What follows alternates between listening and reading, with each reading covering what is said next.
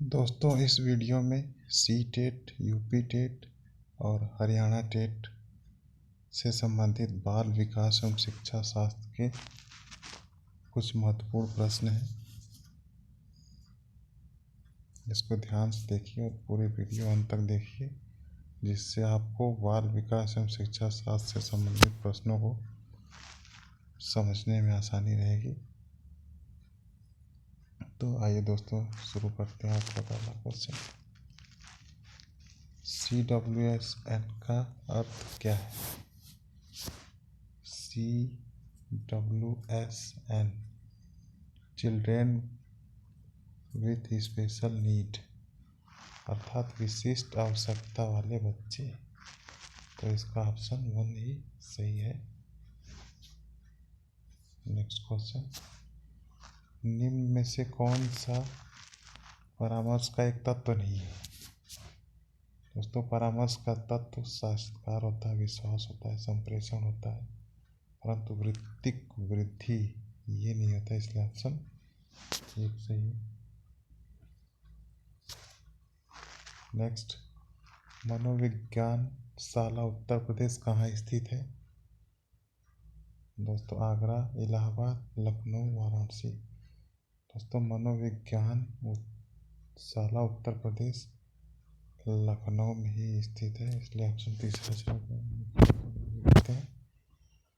इसमें कह रहा है, जो संबंध स्किनर का चूहों से एवं थॉर्नडाइक का बिल्लियों से था, वही संबंध कोहलर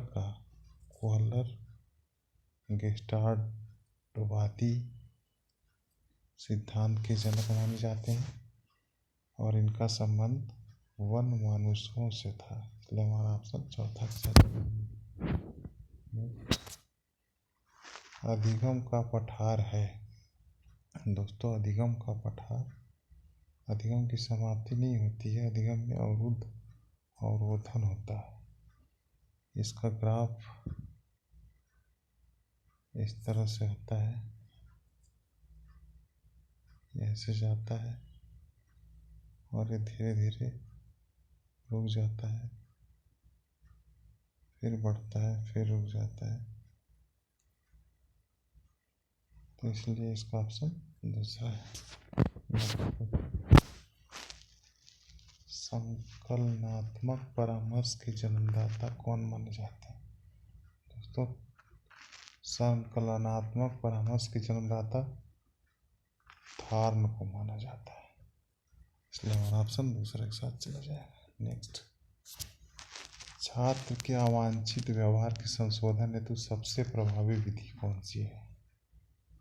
दोस्तों, उसे माता पिता को सूचित करेंगे, ये बिल्कुल गलत है। छात्र को दंडित करेंगे, ये NCF में इसे सबसे बड़ा दोष माना जाता है, इसलिए ऑप्शन गलत है। उसे नज़रअंदाज करेंगे, ये भी गलत है। इसका सबसे अच्छा ऑप्शन है, अवांछित व्यवहार के कारणों का पता लगाएंगे तथा उपचारों का सुझाव देंगे, इसलिए हमारा ऑप्शन 4 के साथ चल रहा है। नेक्स्ट क्वेश्चन, डिसलेक्सिया संबंधित है। लेक्सिया मीन्स होता है पढ़ना, डिस लगने का मतलब होता है कि इसमें कोई विकार उत्पन्न हो जाए, इसलिए पढ़ने संबंधित समस्या को डिसलेक्सिया कहते हैं। लेखन ग्राफिया होता है, गणितीय संबंधी के लिए डिसकैलकुलिया होता है, वाक क्षमता के लिए डिस्फेजिया होता है। तो दोस्तों, हमारा ऑप्शन 2 के साथ चल जाएगा। नेक्स्ट, ब्रेल लिपि एवं टेप रिकॉर्डिंग किसके लिए शैक्षिक प्रावधान के रूप में प्रयुक्त किए जा सकते हैं? दोस्तों, ब्रेल लिपि और टेप रिकॉर्डिंग दृष्टिबाधित विद्यार्थियों के लिए होता है, क्योंकि देख नहीं सकते हैं, केवल सुन सकते हैं। ठीक है, इसलिए दृष्टिबाधित विद्यार्थियों के लिए हम ब्रेल लिपि एवं टेप रिकॉर्डिंग का उनके शैक्षिक प्रावधान के रूप में प्रयोग करेंगे।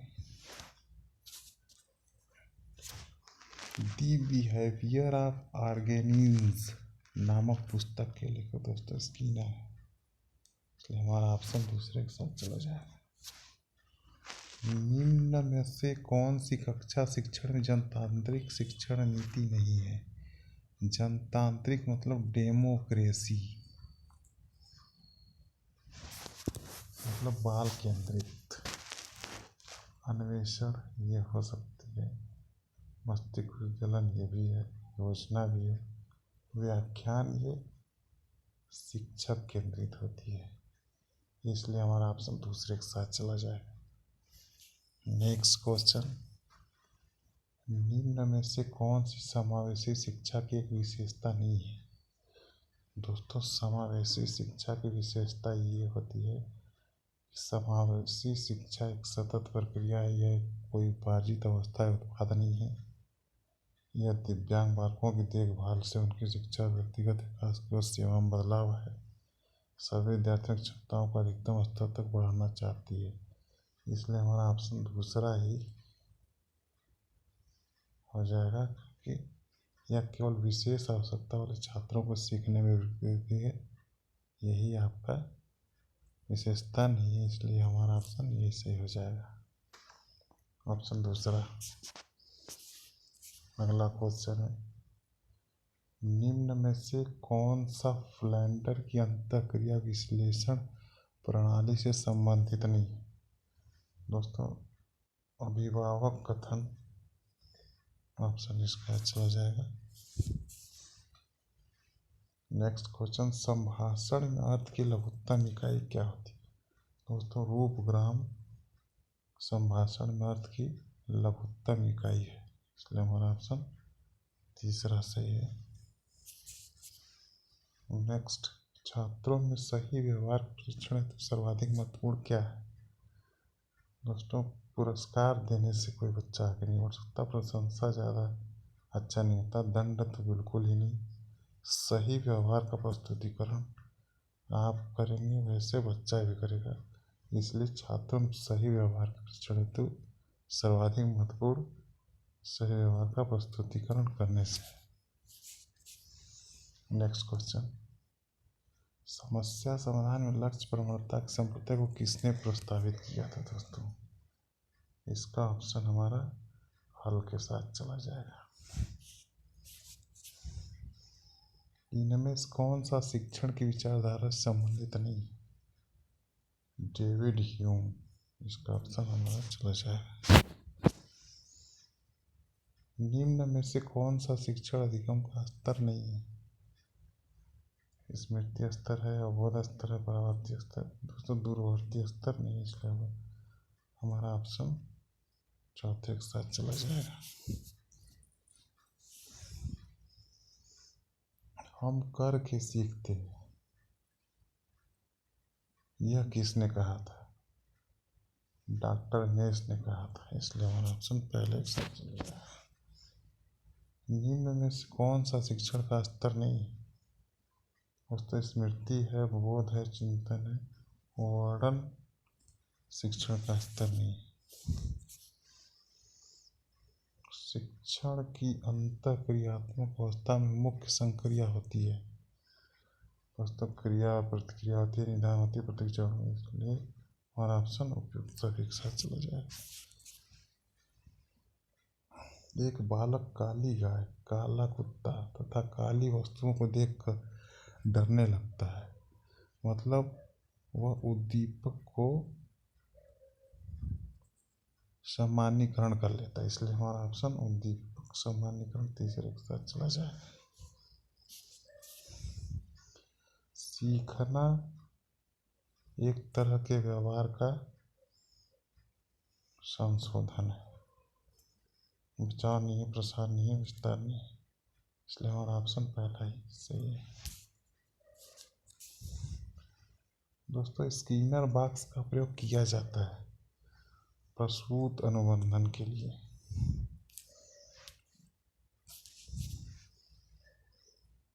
बुद्धि मापन की भाटिया बैटरी परीक्षण में 5 उप परीक्षण होते हैं, इसलिए हमारा ऑप्शन तीसरा सही है। शिक्षण विधि का चयन करते समय निम्न में से किसको ध्यान में रखने की आवश्यकता नहीं है? अभिभावक की पृष्ठभूमि से हमारा कोई लेना देना नहीं। निम्न में से कौन सी बाल्यावस्था की एक विशेषता नहीं है? अभिवृद्धि में स्थिरता ये तो है, सामूहिकता की प्रबलता ये भी है, जिज्ञासा भी बहुत ज़्यादा होती है, समय एवं खोल में स्वाभाविकता होती है, इसलिए जिज्ञासा की कमी, यह ऑप्शन आपका गलत है, इसलिए यही एक विशेषता नहीं है। निम्न में से कौन सा सृजनात्मक प्रक्रिया से संबंधित नहीं है?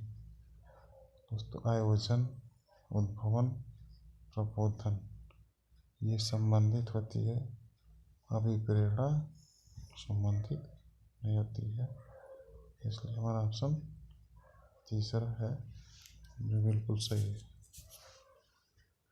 दोस्तों निम्न में से कौन सा बुद्धि और विकास का प्रथम चरण है? दोस्तों शारीरिक विकास से ही अन्य विकास शुरू होते हैं, इसलिए हमारा ऑप्शन तीसरा बिल्कुल सही।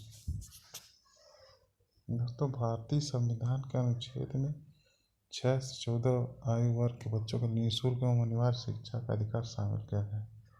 अनुच्छेद 26 में, अनुच्छेद 45 में, अनुच्छेद 15 में, अनुच्छेद 21। दोस्तों इस क्वेश्चन